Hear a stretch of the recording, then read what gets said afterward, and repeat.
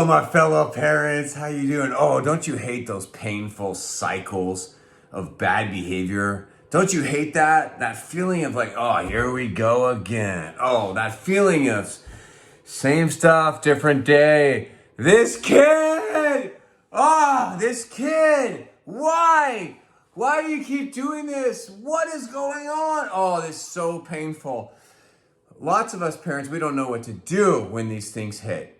We do this, we say that, we give lectures, we give pep talks, or we do some type of dumb discipline. Did you know that the whole concept of a timeout is only like a newer thing? We don't have any historical record of people doing timeouts until even recently. Timeouts do not work. Groundings are not effective. Taking someone's phone away for a couple hours or a day, I don't know if you've noticed this yet, that does not work.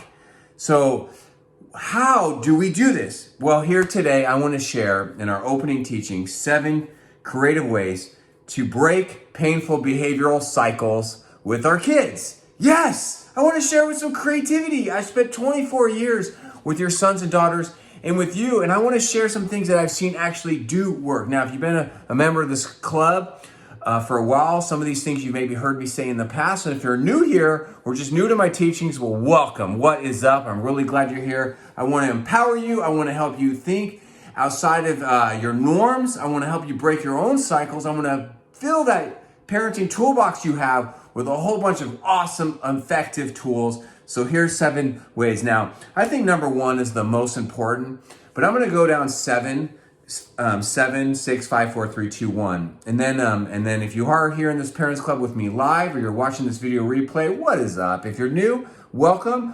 After I share this teaching, we'll have time for just to do some open Q&A and talking and answering questions and maybe doing some role playing together. Really, really glad you're here. Okay, so here's 7 creative ways to break painful behavioral cycles with your kids or in your home. Now, number 7 is so key.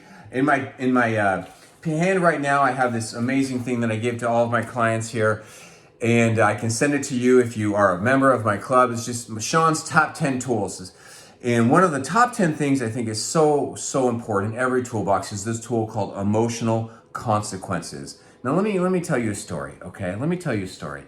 All right, so imagine if you're a college student and you're in early 20s and you're in love and you're with somebody and they just you go to these parties and your boyfriend, girlfriend, maybe they keep flirting with other people. Ouch, that really hurts. So you tell them, please stop flirting, and it doesn't work. They just keep flirting, and then they keep flirting, and you're watching them flirt with your friends. That doesn't feel good.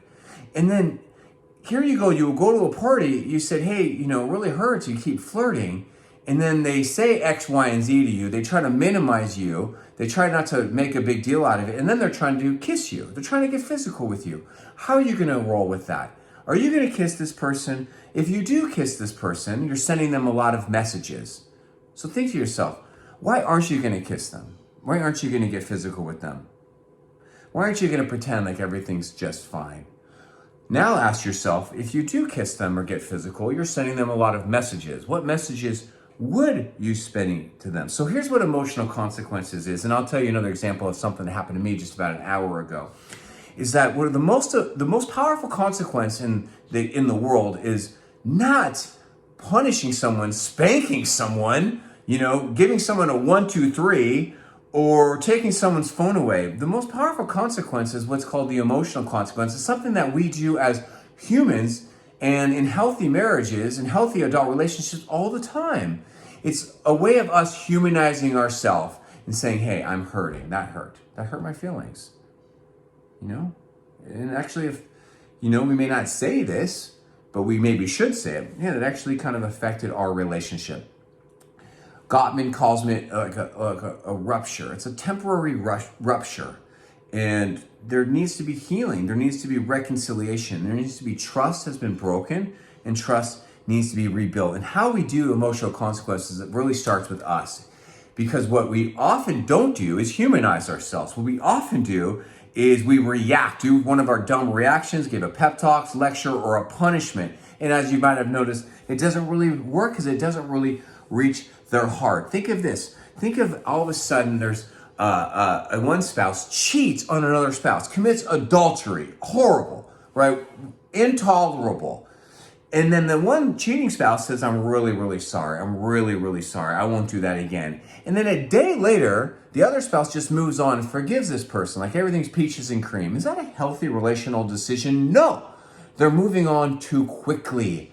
They're moving on too quickly. It's not good for anyone to move on too quickly. So this is what I've noticed happens with a lot of parents, is that we do not provide emotional consequences, first of all.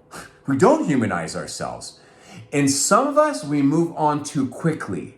I talked in the last Parents Club with a mom, and I even said, like, this, in this situation with this cycle, I think what I'm hearing is there might be a blind spot. It's like your daughter's cussing you out, calling you names, and then she's feeling remorseful, self-deprecation, I'm really sorry, and then you move on. And then the pattern repeats the next day.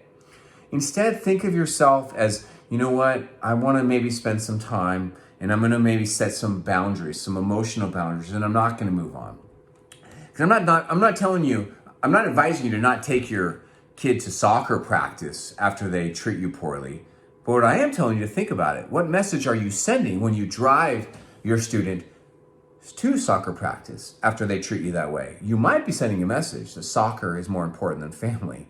You might be sending a message that you're just this robot who all you're good for is driving people to soccer. What messages are you sending if you make someone a grilled cheese sandwich after they've treated you X, Y, and Z and they haven't taken the time to reconcile, to make amends? See, part of the key to giving proper emotional consequences means being patient. Being patient and waiting for the other person, the child in this case, to reconcile. About an hour ago, I was in my garage and I have a routine I do with my 6-year-old where sometimes she'll go in the garage with me. And in the garage, I'm working out with weights, heavy weights in my little home gym. And she likes to listen to go in there and listen to her music because she has a playlist. The playlist used to be called Kenzie Rockstar with Father, but she recently changed it and it's called like Kenzie's Mixtape now. And she's got a whole bunch of her music on there and I just love it. I love it out there. We're talking, we're hanging out. She's listening to her music and I'm lifting weights and we're just hanging out. But so she puts my phone, this was like an hour ago, she puts my phone onto her bike. So she's sitting on her bike and she puts the phone, as you can imagine, on like the handlebars. And I say to her, like, oh no, Kenzie, she'd already done this before too. And of course, big shocker, the freaking phone fell on the concrete. I said, Kenzie, don't do that. I'm hecka grumpy too. Like, I'm way grumpier than I am right now. Kenzie, don't put my phone on the bike. It's gonna fall. She's like, Dad, I got it. And guess what happened? The phone fell. I'm literally pushing weights up and down my body. And I'm like, oh my gosh. I'm listening to freaking Trolls soundtrack or something like that. You know, Frozen for like the millionth time.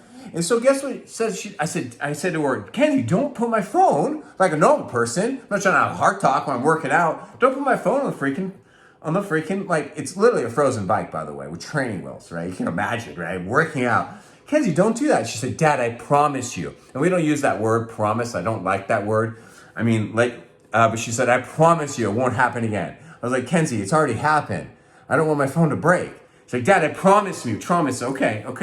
All right. And I already knew it. And it was like 30 seconds later, here I am working out, and I clonk, phone hits the ground. Thankfully, it doesn't have a broken phone. I'm like, so what do? I am grumpy, I'm pissed off. I just go over there off the ground, and she picks up the phone, and I take it from her hand. Not violently, she hands it to me. She's like, Dad, I'm really sorry. Please, I said to her in a grumpy tone, Kenzie, you said you promised me. So Kenzie, it's like, so you said I could trust you with the phone, and then you didn't take care of my phone. She's like, I'll do better. I promise you this time, right? So if I were to give her the phone back again, I'd be sending her a message. If I were to yell at her, call her names, label her, I'd be sending her a message. If I were to people please, rescue her, I'd be sending her a message. So I chose, here I am, half asleep. I chose just to put my phone in my pocket and say, look, for today, I'm not giving my phone. We really need to rebuild trust now. Because parenting is never about what it's about. And like I say all the time, one of the things it's normally about is it's normally about trust or the lack of trust. So am I giving my child consequences? I think I'm giving her emotional consequences, because then she was even like talking to me like, Dad, why are you upset? And I said, yes, I am sad. Why? Well, because Kenzie, if somebody says to you, like imagine one of your friends, Easton, saying, I will take care of your things, and they don't take care of it, it's gonna hurt your feelings. And that's just what happened to me. So see, I'm just helping her to emotionally process at age 6 the relational dynamic of what just happened to me. So 7 creative ways to break painful cycle with your kids. Think about how to wisely use emotional consequences in your home. Now, for those of you that were maybe hurt by your parent or manipulated by your parent, that's not what we're doing here. We're not making our children responsible for our emotions. We're just simply sharing our feelings with our kids, and we're inviting them to see us as human beings. Now, I'm going to go through the next pretty quickly so we can, because that's really one of the things I think as like if parenting was like a pie chart, I really strongly believe that that is a piece of the pie that most parents don't have. They don't humanize themselves to their children. Some modern parents, they say to me, and they say in my surveys, I'm great at sharing my feelings with my kids. It's like, okay, great, good for you. But how does it go from there? Are your kids great at holding your feelings, caring for your feelings? Are they great at not taking your feelings on? Are they good at making amends? Because if you can teach a 6-year-old to do this, imagine where that 6-year-old is going to be when she's 16. If we can teach a 6-year-old the psychology of trust and how not to go around promising things to people, and how that whole like social dynamic is if you do don't take care of a couple of things, where's she going to be when she's 26? So idea number 6 is family meetings. Done a lot of teaching about family meetings. Family meetings are an amazing way to break painful cycles, especially if you have sibling issues going on, or chore issues, or issues with an animal that needs to be some type of teamwork, or even if you have issues with like parents versus kids or team or things like that. Any type of thing, or like any type of behavioral pattern, if it can be defiance or drug use or grades, just rallying as a family is so key. It's so wonderful. We do it in businesses all the time. A weekly business meeting, weekly team meetings, basketball teams, football teams, they have meetings every day. They have meetings in the middle of a game. They have meetings. They have meetings constantly. They rally the troops to come together. Oh my gosh, family meetings, do a lot of teaching on that. And number 5, going down from 7, 6, 5, is you could do this thing that I called cold turkey. Okay, cold turkey is a very extreme form of parenting. It pretty much is related to emotional consequences, which is mean like, hey, we're not okay. We're not good. You're not punishing anybody. You're just taking a step back from the relationship with this 12-year-old or this 17-year-old. Yeah, please just don't ask me for anything. Please don't ask me to borrow my car. Don't ask me to give you any money. I'm really hurting. And I'm gonna take a break. I'm here and I'm ready to talk. When you wanna talk, we can talk right now. But I'm gonna take a break. I'm not gonna be planning on driving you to school anymore, or driving you to your things. Well, how am I gonna get there? Yeah, that's not my problem. There's a bus, you can call a friend, you can ride a bike. What do you mean? What do you mean? You're just gonna stop doing, what do you mean? Yeah, I'm just gonna take a little break because I don't like where this is going, and I'm just really hurting, and I really want to work together, on how to rebuild this relationship, because this is just not working for me. All right? What is the proper thing to do if you're a college student and your boyfriend or girlfriend is flirting? Is it to be codependent? Is it to be nagging, yelling, whining? Or is it to really get their attention by doing something intense?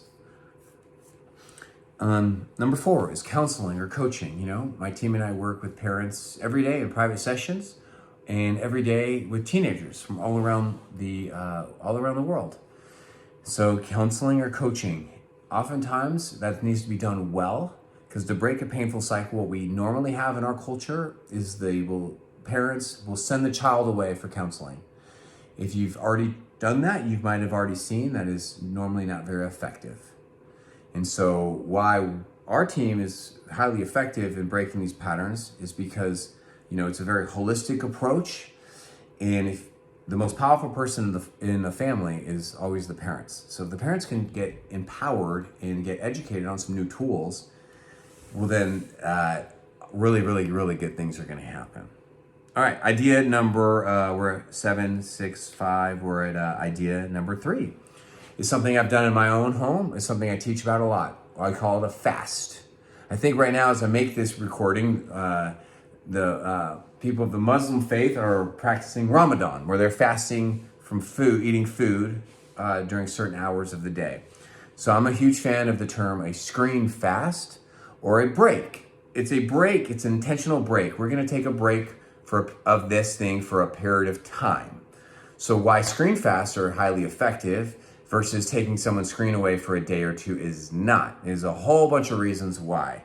But taking a break from certain things can be very effective. You know what? We're going to take a break and not play this sport this time because it just seems like it's just too much. And we can reevaluate that.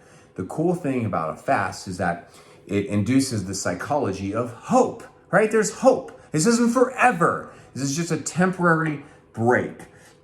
And this has to do with idea number 2. Creative ways to break painful cycles is to do a schedule change. So for example, some of my clients, they say to me, yep, my family's a hot mess and my teenage daughter is a hot mess. Okay, well, how often do you spend time with this daughter? Never. Okay, how much is she exercising? Never. How often is she on screens? All the time.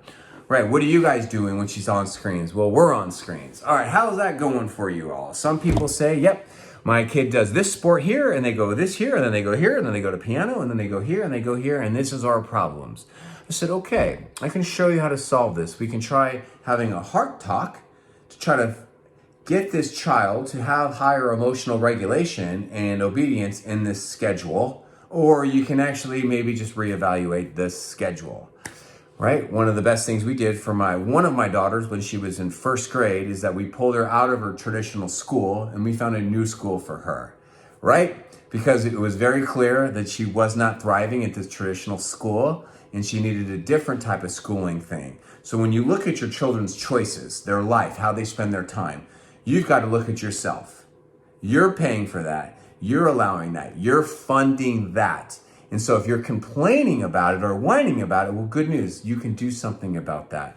And yes, it might be a form of tough love. I can give you some creative ways of doing any type of sit down or an intervention or changing the arrangement and how to do that with love and with sincerity. But that is just something to think about. And here it is, the number one way to break a painful cycle. This way is the best. Number 1, proven, psychological, historical way of how to break painful cycles is with love and patience. Love and patience.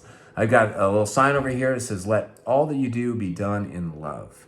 And so love and patience is something that many, many parents suck at. They are bad at it. They do not have the ability to show up with physical love. They spend too much time working or drinking or on a screen. Some parents are too selfish to practice love because they'd rather work or they'd rather do what they want to do, because having love and patience requires presence. We just released our podcast, The Sean Donahue Show, a couple days ago, and episode 1 is about presence. And presence sounds really nice on a Hallmark card or on Instagram, but it actually is very painful, because when you try to practice presence with people, that they don't always want to practice it with you. And so for some of us, depending on our situations with how old our kids are or our situation, the answer is not any of these things. The answer is just love and patience. Just love your kid where they're at and be patient with them. Now, sometimes there is a time and a place for patience, and sometimes it's not. Sometimes patience is a form of enabling a behavior and supporting it, funding it. And sometimes one of the questions you can even ask yourself, is this a tolerable situation or is this intolerable? People come to me when they have situations that are intolerable. I cannot stand this marriage anymore. I cannot stand co-parenting with this person. This child's behavior is scary and it's intolerable. Like one of my clients just yesterday, they have a situation with a sweet 7-year-old child whose food habits are intolerable. It's very painful. This 7-year-old child. So good news, there's something you can do about all of this, whether your child is 7 or 17. So thank you for letting me share 7 creative ways to break painful cycles with our kids. I'd love to hear from you. Does anybody have any thoughts or feedback or things they like or didn't like about